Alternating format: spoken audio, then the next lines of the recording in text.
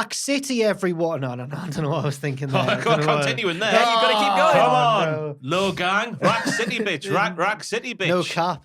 Hello, everybody. It's Jack, Andrew, and Ross here from Cultaholic, and it's time. We're in a very excited mood because it's time for Full Gear 2022. How are you feeling about the show, Ross? It's going to be a pivotal event in AEW history for a number of reasons, both happenings in the ring and out of the ring, and maybe next to the ring on the ramp. Maybe in the press conference afterwards. There is going to be one. They've confirmed. I saw Nick Hausman, who fancies himself to be a journalist, I've heard. A GM. He says they're going to have one, so we'll have to see what happens there. Do you think Tony's going to have this one on lock? I reckon it'll be Nick Hausman in the room by himself with a singular light bulb just above his head. Yeah. Tony Garden interrogating him. I like it. I feel like this press conference will surely not be as explosive as what we're expecting it to be. But wrestlers could see this as an opportunity now to, the last one got so much attention. Yeah. Let's jump in there. What if they do the worky, shooty thing? Oh. Tom Campbell would be in tatters. He would be. If there's one thing Tom hates, it's worky, shooty works. Does he? It physically hurts him. You can see it when he sat at his computer. He's just seen one happen. He goes, Yeah. Andrew, how are you feeling about the show? 50-50, Okay. I think. Like, there's some really good matches on the card, and there's some good storylines to go off as well. But recently, for me, right, AEW, bit middling. Don't. Bit middling. Don't, because we like to keep things, just as we see it on the channel. We don't support AEW like it's a football team. Yeah. And we've been called too negative. About Say, AEW? yeah, Really? on the podcast comments every week. I'm still getting rubbished for being an shill. AEW shill. You yeah. can't win, Jack. You can't win either way. There was a comment on last week's podcast saying it just feels like you're crap on an AEW no matter what they do, because last week's episode, this comment said, was one of the best Dynamites in history. No! You were having a laugh! You're the one with a 5-minute Jeff Jarrett promo. Oh my God. You weren't around in 2019. However, what I will say We're is... being positive, though. What I will say is, regardless of how the TV's doing at any given time, like WWE, AEW can still always pull a pay-per-view Yes, out of the they bag. can. They can. They've got the quality, they've got the talent, but will they do it? And will we come up with any better ideas ourselves? This is obviously 9 pitches. We're going to go around in a circle, Ross, then Andrew, then myself, 3 times, then we'll be left with 9 lovely pitches for Full Gear 2022.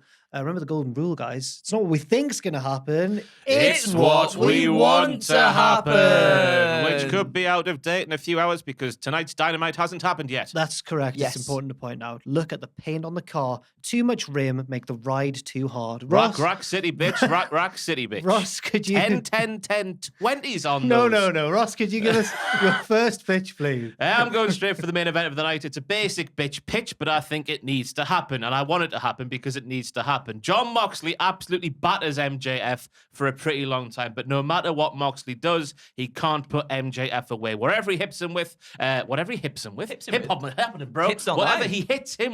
MJF keeps valiantly kicking out. Sympathy for the devil. A couple of occasions arise where Moxley is down and that sexual deviant William Regal is moaning at the referee. MJF could cheat either by hitting Moxley with a weapon, the Dynamite Diamond Ring, something like that, or generally just cheat like a dirty cheater would. But each time we see the moral dilemma written across his face, causing turmoil inside the brain of MJF. But crucially, every time he could do something bad, he resists. Sympathy for the devil.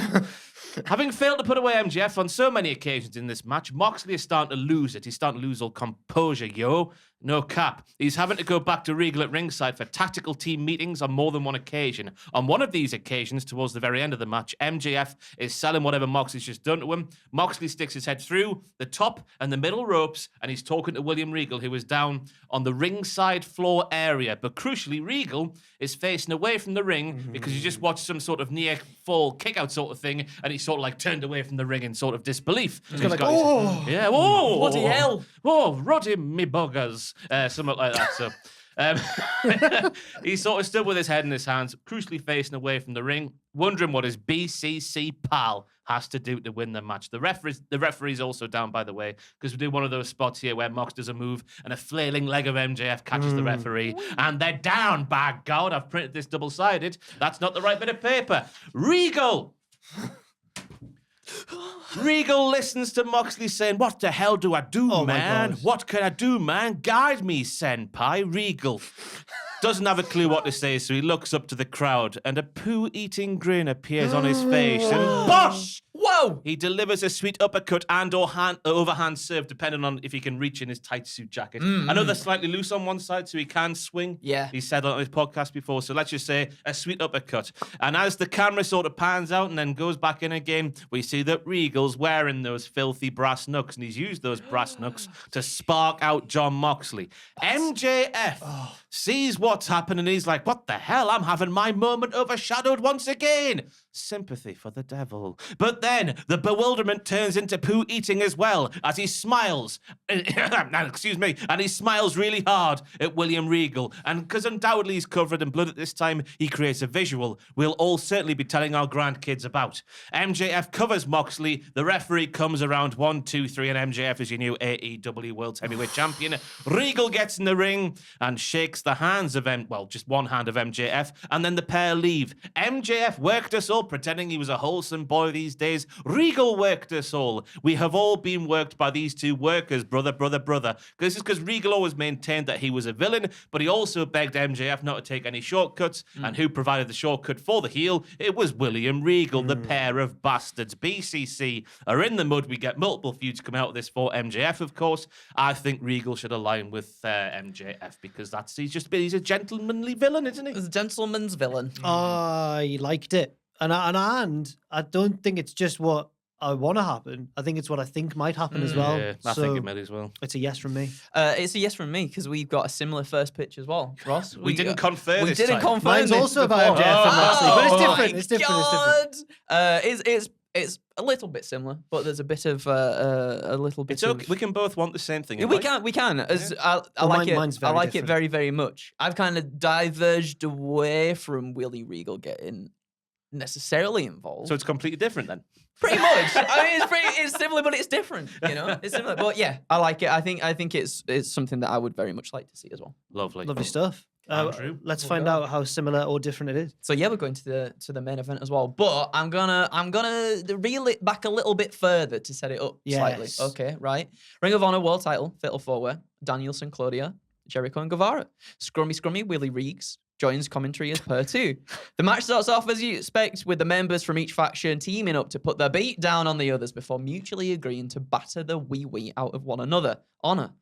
However, things turn out to be the opposite of honorable, not honorable, as when Claudio and maybe Okay. All right. just not honorable. Not horrible. As when Claudio and Danielson are facing off one-on-one, Jericho puts into the effect the words he uttered to Sammy Guevara weeks ago. You'll know what to do when the time comes. Paraphrasing, maybe. He said something along those He did say something. He He did. said, "You'll do the right thing." Yes. You little bitch. You little That's bitch. what he said. With Claudio gripped tight in the label lock applied by Bryan, Jericho and Guevara roll back into the ring, and Jericho asks Sammy to lay down and do the job, finger poke of Doom style, quickly to score the victory.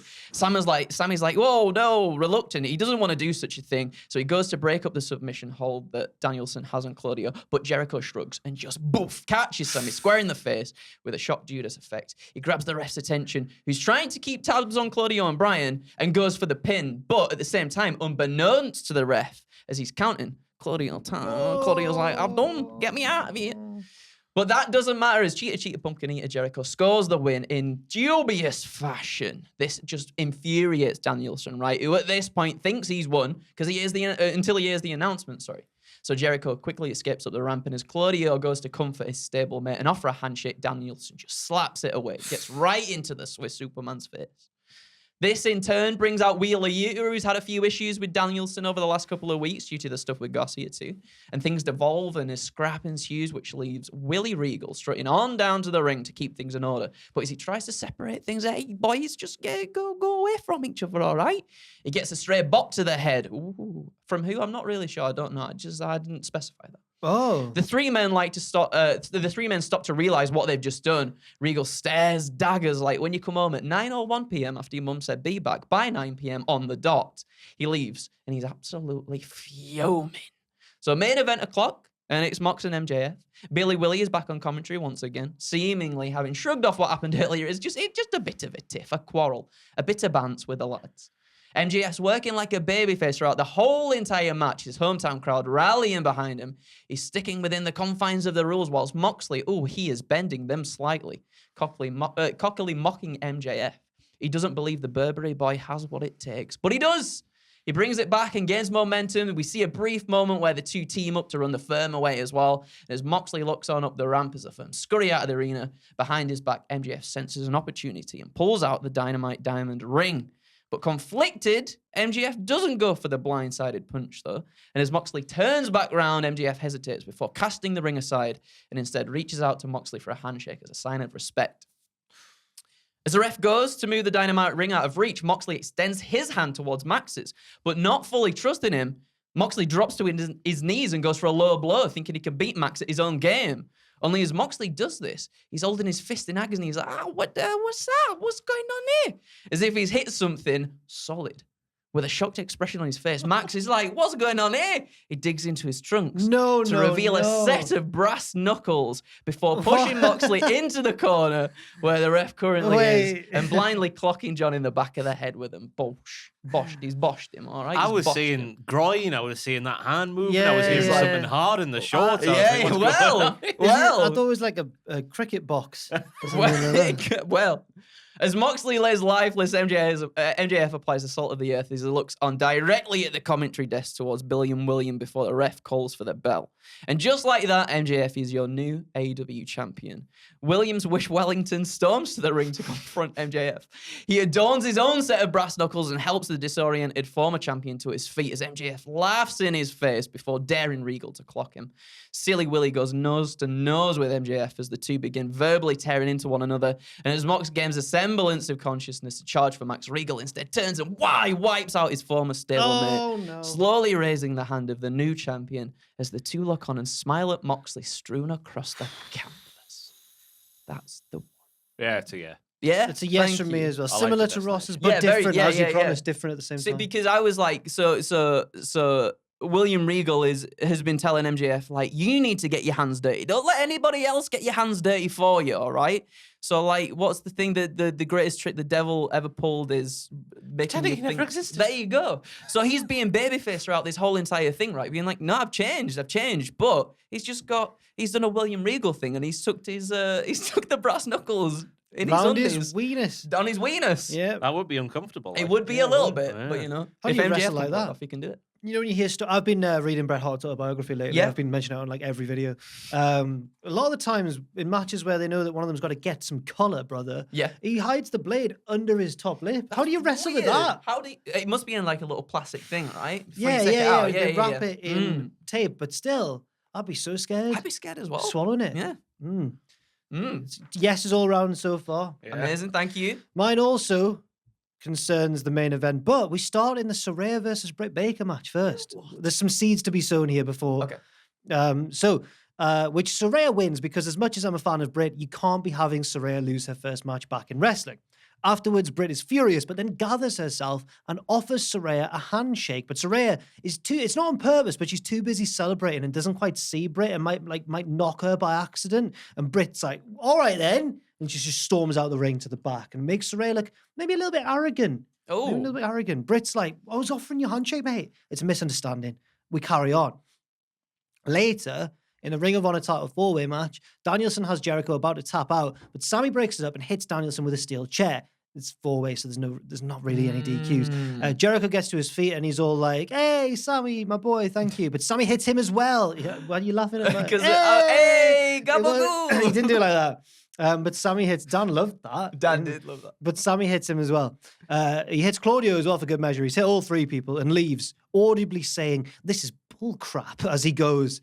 He's not happy. Claudio wins. I've said here, it doesn't really matter for the pitches, but I'm not really enjoying Jericho's reign. And I like the idea of a friendly rivalry between Claudio and Danielson for the belt. Anyway, moving on. I've realized as well, on weeks when we do pitches and I've not got my lenses in, I have to hold the thing really, and that's what I'm doing. The comments have pointed out before that I really look close. I need to start wearing my lenses for you.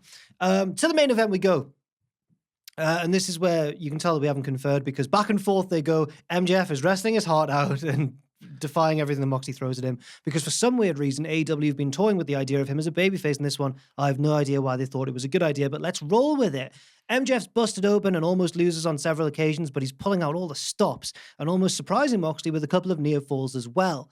Moxley is getting visibly more and more angry as he tries to put MJF away until finally William Regal comes down and pulls Moxley aside for a pep talk, but he's actually slipping him the brass knuckles. Have you seen that gif of when Regal gives Kurt Angle the brass, or is it Angle gives them to Regal? I've got no idea what you're talking about. There's a little gif where they walk off to the corner because the ref checked Regal and he's like, I've got nothing on me. And then his tag partner's Angle and he's like, come over here. And Angle goes like, there you go. And they both just sort of give a gentleman's nod to each other. And then, yeah, it's a bit like that.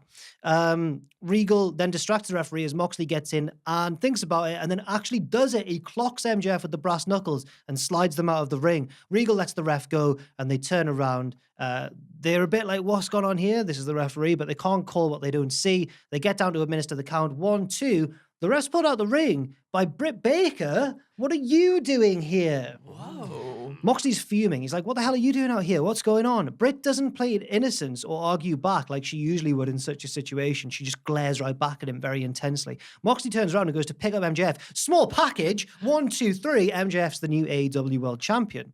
But he doesn't have time to savor the moment because immediately the rest of the Blackpool Combat Club hit the ring to administer revenge. But MJF is saved by 4 figures running out from the back. Sammy Guevara, Jungle Boy, fresh from his cage match victory over Luchasaurus, Darby Allin, and Ricky Starks, who let's say has just won the number 1 contender tournament, I guess, but we don't really know because this is on Wednesday and we don't know what's happened in that. They fight off the Blackpool Combat Club and send them all packing. Britt Baker joins them in the ring and MJF, and they all have a big stare down, and then they all hug, and the crowd's like, what's going on here? On the following Dynamite, MJF explains that they are sick of being disrespected by the former big names coming to AEW and thinking they're the stars of the show. He says the 5 of us are the stars. We're the pillars. We're the real stars. 5 pillars. 5 pillars. Britt Baker. Where you've got Extra support. Aye. In fact, there's 6. I just counted there. Sammy, Jungle Boy, Ricky Starks, Darby Allin, MJF. Oh, it's 6. That's Well, sturdy. A heavy roof. That's maybe- sturdy. Maybe he doesn't say the pillars line. We're the real stars, and we're only going to shine brighter in the future. We're the scaffolding. Yeah. Which leads us to Revolution, where the theme is appropriately the AEW originals versus these perceived invading forces. They don't say WWE, but the implication is very much there. I've said I'm keen to keep each side a relatively small number because there's already loads of groups in AEW, and I still want to keep popular names like Eddie Kingston and Hangman Page free for their own storyline. So I don't want this to take over the whole show, but it should be a big thing. I've also included some fun little suggestions for this to go in the future. MJF slipping gradually into paranoia. He's the figurehead of this movement, but all the other lads are going to be gunning for that title as well. Moxley uncomfortable with his role because, yes, he's a former superstar, but he's also arguably an AEW original as well. And tension between Britt Baker and Adam Cole. Because, of course, he's a WWE boy as well. Yeah. There we go. It's very convoluted, but that's the end of the pitch. Oh, yes, I like it. Oh, thank you very much. Just one bit I would change. Go that on. was Britt Baker getting involved before the culmination of the Okay. final bell. Just because she gets enough stick, that lady. I think unjust sometimes. And that's just giving people more license to have a go at her. It's a very fair point. I think it's very, very good, and I'd love to see something with the pillars, the scaffolding, We'll call them the structure. scaffold. They're the We'll call them scaffold. The scaffold. I think that's really good because some of the pillars at the moment not really doing too much. I don't think of substance. I think I've got something for someone down the line as well. But I really, really like that idea a lot, and I think it'd be something a nice bit of something new. I've realised that I've chucked in an extra pillar. Like, Britt is an extra one that I've put in. Yeah. Is it Starks? Starks He's not one of the pillar pillars. hunter, isn't he? Yeah. He's the pillar hunter. That's his sort of gimmick, isn't it? Like, you pillar call yourself pillars, you're not. Bosh. So the pillars are MJF, Darby, Sammy, and Jungle. Jungle Boy. Right, okay. Jungle is massive. Yes, and can we have your second pitch, please? Aye, of course you can. Halfway through the show, carry on my wayward son. Oh. When you are done. You know the line? I don't know what that line Yeah, is. lay your weary head to rest. Yeah. I know, carry on my wayward Don't son. you cry. Cry no more. So that song starts playing randomly halfway through the show. Jim Ross lights a spliff at ringside and starts getting down with this particular vibe. By God. The Elite slowly walk out of the entrance ramp. This is the Bucks' new theme we learned because I think they trademarked something to do with Wayward Sons recently and have said in the past this is their dream entrance theme, or at least Matt does, and I think he thinks he speaks on behalf of Nick, even though he doesn't. Nick is his own boy, okay? And of course, the Wayward Son bit sort of fits what happened over the past few months. The crowd obviously goes crazy, but immediately the lights go off. When they come back on, the Elite are Dune, which is Jolly for down, and standing over them are the House of Black. The lights go off again. What the hell's going on? When they come back on, the Elite and the House of Black are down, and standing over all of them is God's favourite champion, Miro, with a Thor-like hammer in the distance. With a Thor-like hammer? With a Thor-like hammer. Imagine him with a Thor-like hammer. I've never seen those films, but I imagine that'd be a thing people would go mental for. They would, with God of War Ragnarok out now. This is Miro. This is God's favourite champion. Yeah. We hear Pac in the distance saying, "Oh, that's a lovely hammer." Very much. He loves a hammer, does Pac. Ross has been, on the podcast, Ross has been enraptured by Pac's little toffee The chisel. storyline is, just in case people haven't been watching, Death Triangle, well, 2/3 are baby faces and Pac's a heel, but Pac is trying to make the other ones just take shortcuts. And he's got the ring, hammer. the bell, the bell Timekeeper's ringer's bell hammer. He's like, "Oh, use the hammer rear, the hammer." So he loves Miro's massive hammer.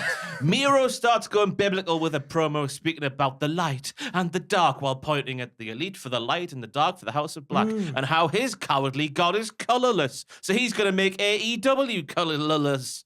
He's not going to light any fuses or bring any booms. And the roster has been put on notice. The lights go off again when they come back on. That vigilante Miro is gone, but he's back and he's finally got something to do because, I might cover it in the next Pitches video that we do for AEW because he should be at the top of the card. These promos, everything about the presentation is top notch. I know he's been filming stuff this year, but I think that ended a little while ago if we believe the dirty sheet. So what the hell is he not doing anything for, Tony Khan? The Elite and the House of Black get back to their feet slowly because of just being hit with a massive hammer.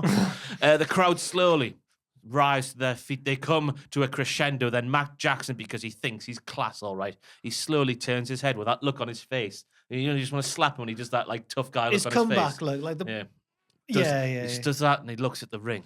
Then the Elite and the House of Black head down to the ring and have an impromptu match, and it's fantastic. That's the end of the pitch. Very good. I like that a lot. Returns. My only worry there when you were saying it was like, oh, is it cut the House of Black's return short? But it was the ends justified the means. So I know it's a yes from it's me. going to be slightly hypocritical for those who listen to the Cultaholic Wrestling podcast because we've been having a go, haven't we, recently? At the things that we had. Oh my God.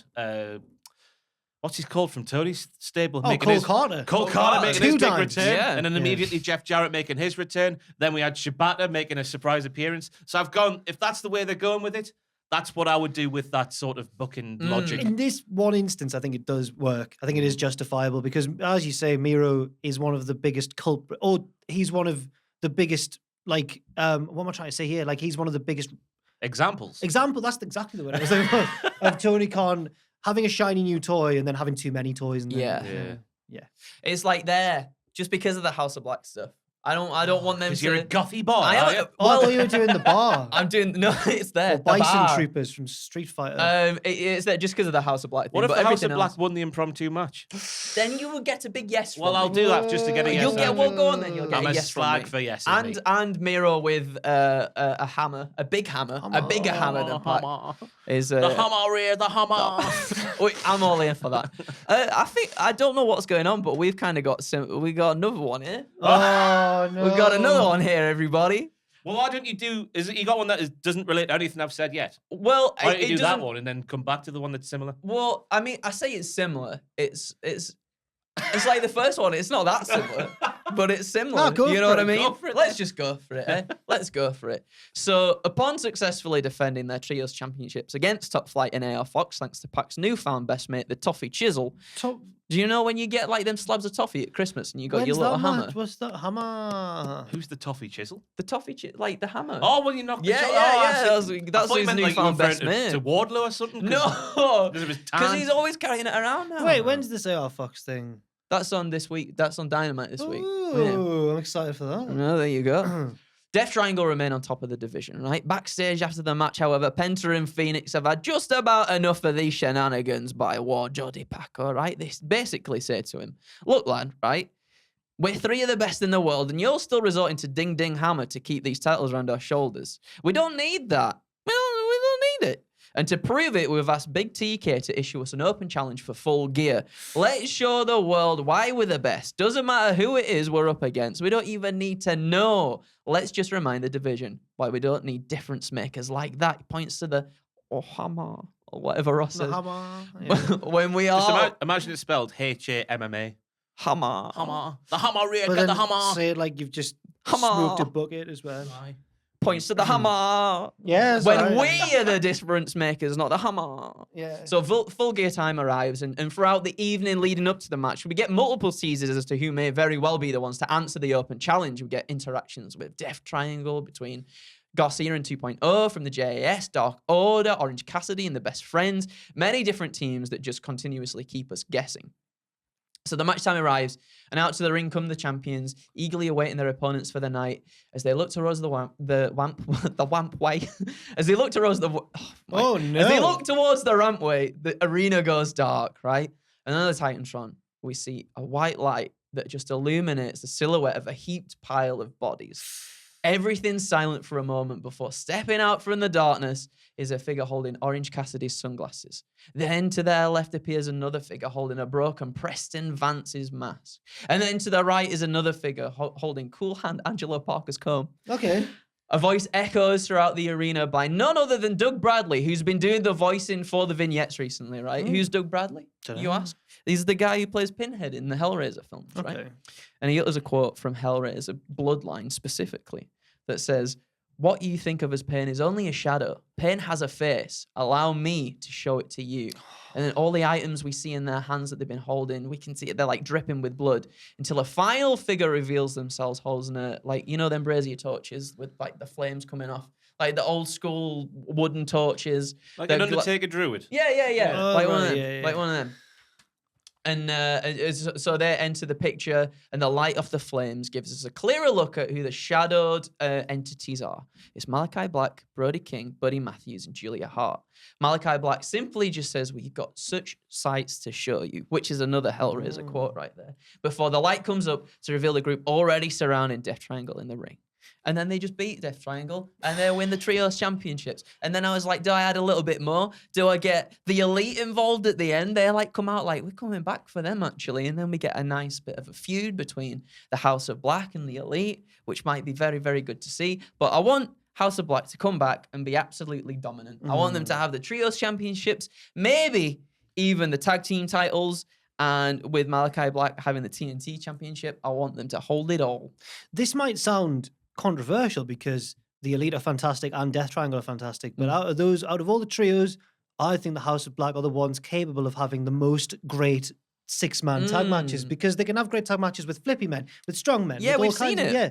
So I agree, and it's a yes from me. Thank you. It's a yes from me as well. Normally I'd be saying, you cannot beat Jordy Park, man. What you doing? But on this occasion, they've had the Trios tag team titles, and it feels like they've disappeared a bit. Yeah. They're doing these backstage segments and whatnot where, you know, Pac's trying to make Ray and Penta a little bit more heelish and cut corners, but it feels like that's all they're doing. So if they lost the titles now, I don't think it would change their trajectory that much. No. I think it feels like this part of the story with the descent in the ranks should have come after a good few defenses. Should be a later chapter, but instead they've just gone straight in with it. Yeah, why would you change your winning formula, Pac? Yeah. Well, he's lost his he he's lost one lost of his his other belts, championship, hasn't he? So that's what's like flipped the switch. That was a in his loud click. That what? You're good at that.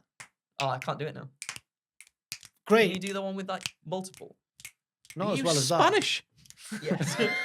With my what they called maracas. Not Castanets. maracas, what they call castanets. Arriba. Right.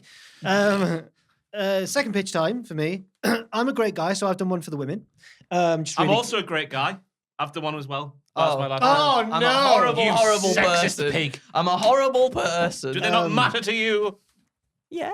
I'm going for a match that I initially, when I was looking at the card, trying to think of which matches to do pitches for, this was one that I just kept skipping over. And then I was like, no, actually, I'll do this one, which isn't one of the matches that's most inspiring me as we look forward to the weekend, but it's Jade Cargill versus Nyla Rose for the TBS Championship. Nothing against either woman. It's just that the build's been, I haven't enjoyed it with Nyla stealing the belt. They've overhyped it, aren't they? Like, with Jade going to take the show hostage and then appearing for 5 minutes and then leaving politely of her own accord. Nyla coming out with the bell and going, and then running off. And then commentary going, she didn't get it back. Yeah. Like, right, cool. Yeah.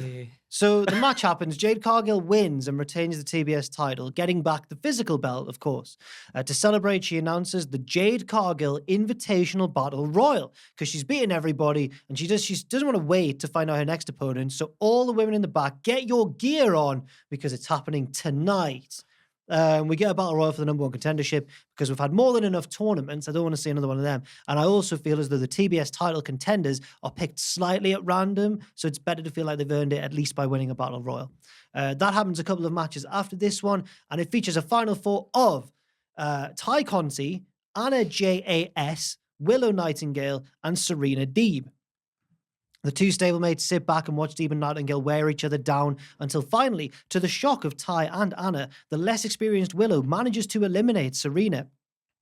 The other two immediately jump on her and beat her down. Anna gets the Queen Slayer locked in. Does she still call it the Queen Slayer? Yeah. And Ty charges, but Willow gets out of it at the last second, and the two heels collide. Willow grabs a woozy Anna and throws her out. The final two is Willow and Ty, with Willow getting the feel-good win.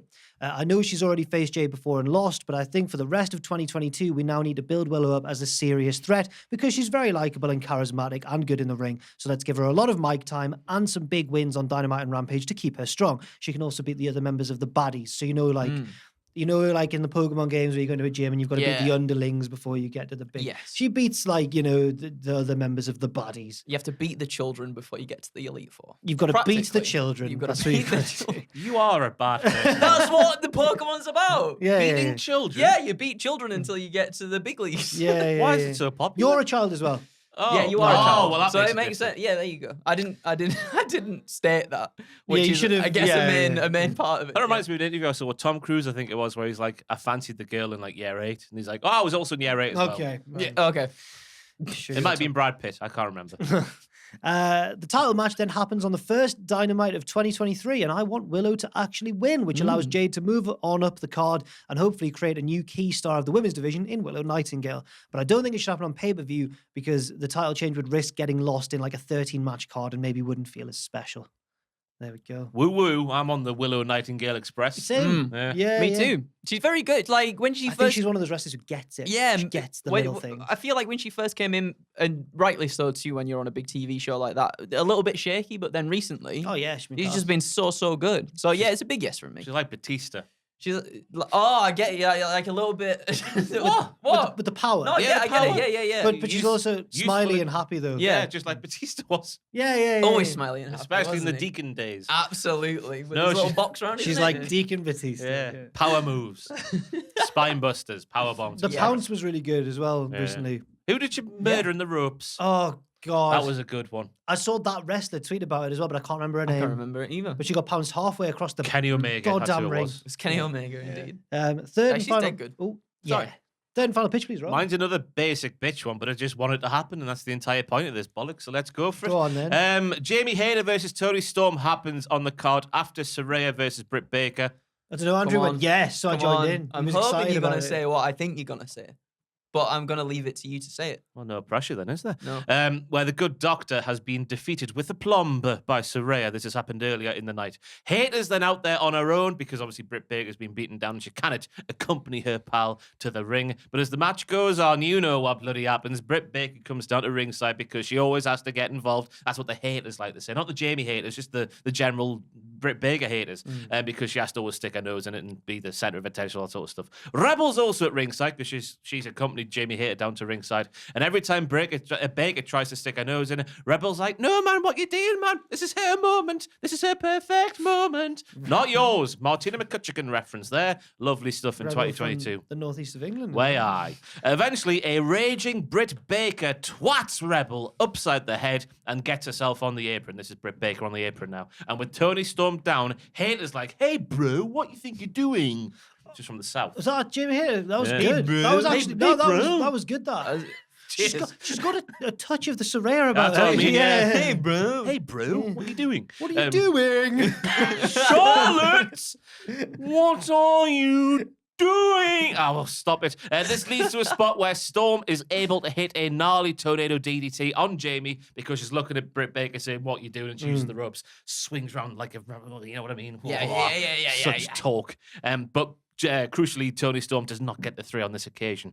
Britt Baker, though, ever the consummate professional, is breathing a large sigh of relief at ringside, saying, goodness me, thank goodness she kicked out. That was close. Eventually, Jamie Hayter gets the win and is the new AEW Interim Women's World Champion. Oh, yeah, God, it's interim. It is interim. Thunderstruck by AC/DC starts playing, and out strolls the real Women's World Champion, Thunder Rosa, like she's a wary cat entering a room with a stranger in it. You know that walk, don't you? Yeah. So she's like, It's just like, Yeah, one of those ones. She's got that theme now because that's just a thing that should have happened a long time ago, in my opinion. At the sight of Rosa, Baker hops in the ring and gives it the big one stood next to her pal. You want Sam?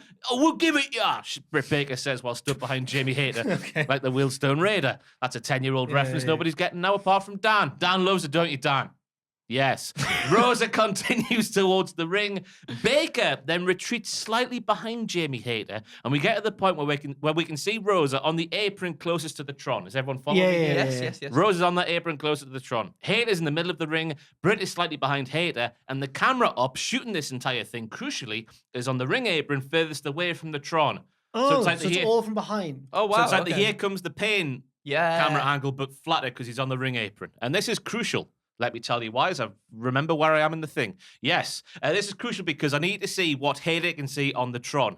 Because Baker bloody goes for her. Oh, baby. But because we can see what Hayter can see on the Tron, and we know that we know that she's seen Baker coming because we see a definitive.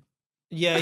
She looks up at the Tron, and there. I'm sure Excalibur will hammer this home as well. Yeah. She'll shout towards Jamie here. Sean Paul will do that. That's what I like to call Excalibur now because he is the glue that holds it all together. Yeah. Because she's seen the attack coming on the Tron, she ducks it, and Baker's momentum sends Rosa spilling off the apron. Rainmaker when Britt Baker turns back around. Baker's down. Hayter. It's the Geordie Jim Ross now. By God, that's got to be Novocaine. She's got Novocaine. She stabbed her. Baker's numb. We don't have to involve the Novocaine. No.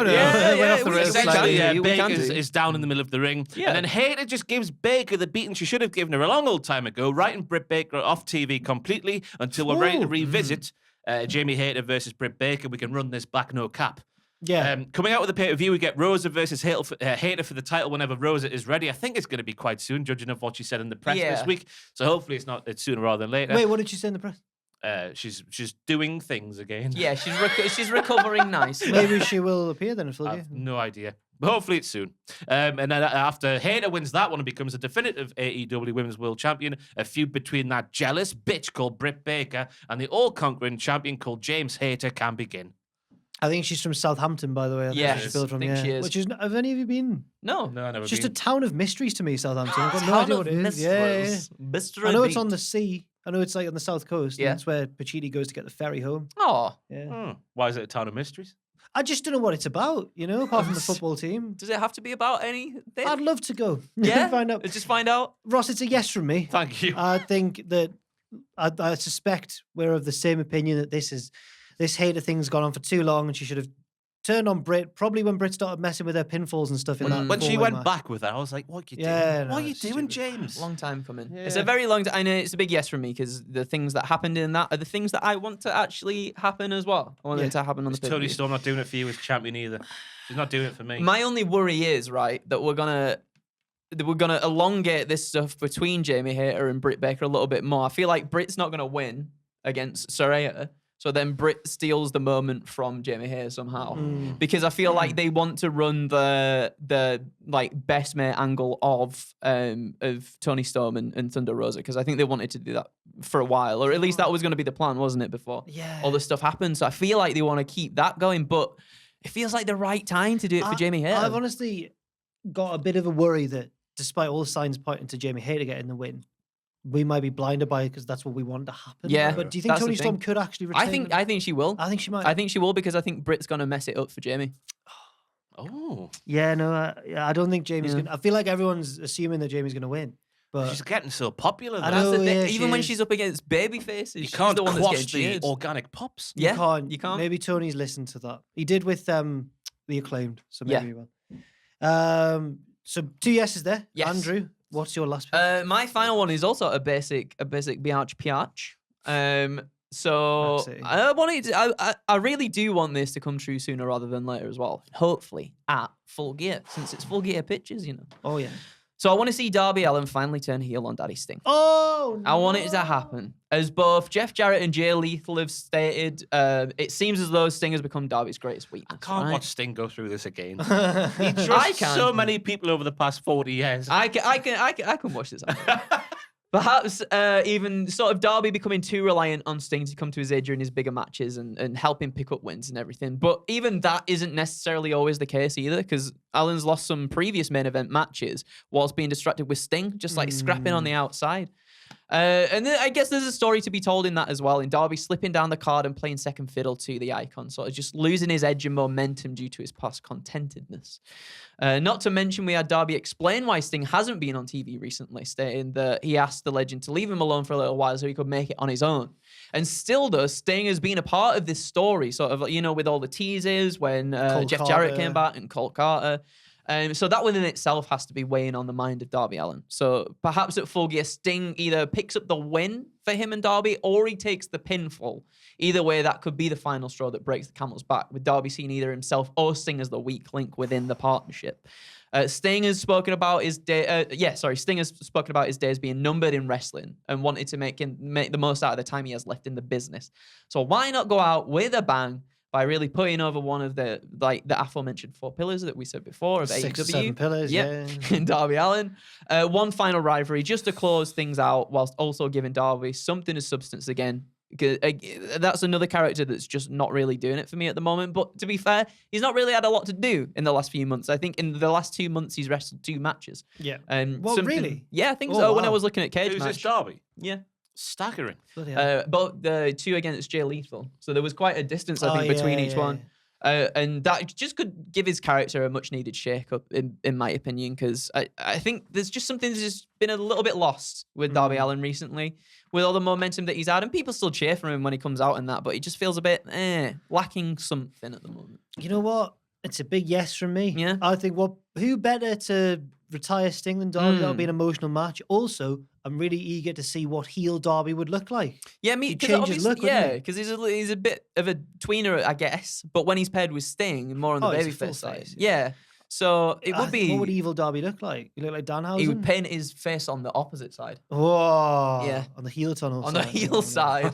Yeah. I'm thinking of like when Pentagon, already a dark-looking character, became Pentagon Dark. Yes. And looked even more evil. You know when Could be Jeff like that. Hardy started smoking tabs and Impact? Yeah. Yeah, that's what you want. Oh, so you want That's heel Darby Allin. You want Darby to go less supernatural when he turns heel. He just Yeah. comes out in sunglasses and Sunglasses and smoking an cigs. arsehole emo instead of a nice one. Hey, Modest I'll be down for that. to the top. I'll be down for that. Comes out on rollerblades instead of a skateboard. Oh, but then 4-wheeled rollerblades as well, so it's not like proper daring or Yeah, it's anything like like, an that. You know what I mean? Oh, Like, it's I'm just like- paring everything back. Wobbling. Oh, An 80s synth remix of I Fell. Oh, no, he should come doing on. like a rollerblade dance down there. Come on, a penny farthing and go really old school. with That's it. even better. I like that. You know what, Andrew? I like what you've done there, and I can Yeah. see the logic behind it, but I can't see Sting trust another person and get turned on and by again. To get turned Wow. Oh, Oi. and get turned and get betrayed again. There we I go. can't see that happen because it's happened way too many times over the past 40 years, and I really like Sting. But I can see it happen because this time, in the past, Matthew always brings up the one where Flair betrays him and it's the most You look obvious right thing. idiot Yeah. there. But Sting wouldn't Yeah, look that like was an idiot daft, this time because him and Darby have been through a yeah, lot. they've been mates, haven't they? You know, they've been mates. And it would be nice to see if we have like Your if Warbot's class, by the way. I Thank just you very noticed that much. there. It's like those 80s colours. These are the kinds of colours that Darby Allin needs to. Yeah. Are you keeping up with your times there? Not at the moment. Oh, he's I'm gonna fallen down it behind. when I get out of here. I'm gonna absolutely You might as well sink get it. yourself to 12 p.m. now. Go I'll on. get it See to it off 12 like p.m. Stone Cold. But I would like to see maybe if it's like prolonged for a little while as well, and we have like quite a run between these two. Yeah. Maybe the final match, like Sting's retirement match, is with Darby Allin, and that's where sort of Darby sort of turns face once again in the end of that. They hug it out. Yeah, Yeah, they that would hug be it great. out. That would be great. My second critique is if you're going to have Darby take on Sting, you're going to have Darby lose because I don't know if you know this, but Sting's undefeated. Mm-hmm. He's unbeatable. Is he actually undefeated? I don't know. I think he is. He's I not- assume he's not- he is. I don't think he's been pinned. No. He might have lost like a multi-man match. Yeah. Mm. So you're burying Darby there, really. It's a yes from me. I like the idea. It's Yeah. my affections for Sting getting. That's okay. You do like Sting, don't you? I know, See, I'm not a big Sting. I'm not a huge Sting fan. He's the reason I'm sat here today. That's Jointly. pretty cool. I thought it was Yeah. Billy Willie But it's Goldberg. the double VHS. Oh, Wasn't it? okay. It was the story of Sting and the story of Goldberg. Nice. Yeah. Nice. Mine is also Jeff Jarrett and Jay Lethal versus Darby Allin and Sting. The TNA lads look like they've got the match won when Cole Carter runs out and costs them. It's a no from me. They're like, what the hell are you doing, Cole Carter? We're good with you. We worked together just the other week. We paid for your services. But Cole slowly reaches up and pulls off his incredibly lifelike rubber mask, like in Mission Impossible 1. Whoa. Or, I assume they do it in later Mission Impossible. Yeah, they do. Yeah, that's like still a staple. And the Mission Impossible Nintendo 64 game. Yeah, Where they go, oh, it's class. so good. He does that. It's not Cole Carter at all. It's Sting wearing his best Cole Carter disguise. It's a yes from me. It's like a reverse of the week before. Everybody freaks out because Sting's in the ring. He's in the match. They look at him in confusion while the Tron flickers to life. We see officials and referees rush to the aid of two figures who've been laid out backstage, Darby Allin and Sting. The Tron finishes playing and everyone's horrified. On commentary, Excalibur shouts, if the real Sting and Darby are unconscious backstage, who are the two guys in the match? The man we thought was Darby Allin reaches up to pull his face mask off to reveal Stacks, whereas Sting reaches up to remove his, and oh my God, it's Tony D'Angelo. Also, you might remember that there's the other Sting on the outside who interfered that we thought was Cole Carter, but then it turned out to be Sting. He pulls off his face mask to reveal that actually it is Cole Carter. Yes, it's a double swerve. So it's Cole Carter, then Sting, then Cole Carter. He's done a Sting there, to be fair. Yes. Yeah, that's pretty good. The family are back together, the three lads, and they beat up Jarrett and Lethal. Then the lights go down, and they're joined by 5 figures in balaclavas. They are Andre Chase, Wendy Chu, Joe Gacy, Duke Hudson, and the man himself, Von Wagner. They're taking over and they batter everyone and take apart the ring. The latter half of the show doesn't even happen and nobody cares because they're all too excited at the invasion of NXT 2.0. Wow. That is the best pitch that's ever happened. Wow. The reason for this as well, I've thought of a good reason and everything. Yeah. NXT's changing. It's becoming slightly more serious again. And these wacky characters, they don't want any of that. They want to They go want to to stick with the wackiness. They want to go to a place where they can mold it in their own image. Yeah. And they think that's AEW. Yeah. Yeah, and they all wear rainbow t-shirts because the logo, like the paint splattered NXT Yeah. look, you know. Mm. And that was similar to the Dynamite intro, actually. So It was very similar. Yeah. So they want to bring that back, bring the color back Bring the colour to back. wrestling. and then Miro's like, I'm gonna drain it of color. Yeah, my God, it's colourless. Yeah. And then he hits him with a massive hammer. So I've got to be honest. Hammer. I was struggling to think of a third, and I thought, what will at least one of the two That will definitely say yes to? get And I him. thought Ross will. Why would you say no to that? Well, no, I don't think I'm in any position to say no, right? Because when I did No, you are, you can't. when I You did a can't. reveal in the last one that we did for Crown Jewel, right? I failed to take into account that I think it was Peyton Royce is having a baby. Yeah, but we didn't realize that either. No, I didn't know nobody that either, realized. yeah. So I brought back a pregnant lady. So I think this is not beyond the realm of possibility. Nothing is. Nothing George is. Miz got turned into chips. Exactly, So- right? Yeah. For the sheer confusion and excitement of that happening, The Cole Carter bit where he's Sting and then he's Cole yeah, Carter. because he's got the again. double swerve in there. Ah, right, You know yeah. what I mean? That- That's the that- confusion. I thought you were thinking at the sight of Andre Chase, people like, what? Who the hell's that? No. Everybody knows who Andre Chase is. Yeah. Von Wagner is what? Yeah. Come on. Commiserations to Von, of course. Didn't win, after did he? last night, yeah. Tom was quite smug about it on the news. Was he? I think he knew that it had broken our hearts. He's yeah. a bad person. He Tom. wasn't that smug about it. He just going, "Oh no, Jack," and I was like, That's because on the news yesterday, I promised 4 hours of coming from us three on the podcast this week if come Tuesday 1. So unfortunately, you won't get that now, and you've got Sean Heckenbottom to thank for that. "Yeah." Heckenbottom! I'll see you animal! Tell you what, I've just read past the screw job in Bret Hart's autobiography, and I've lost what little respect When you I say have for when you Sean. say, Wow. when you say screw job, what do you mean?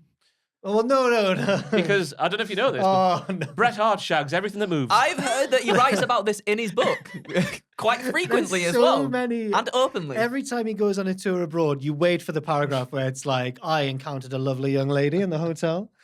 Like, no, Brett. I thought of my wife, but quickly pushed those thoughts aside. Like, Brett, what are you doing?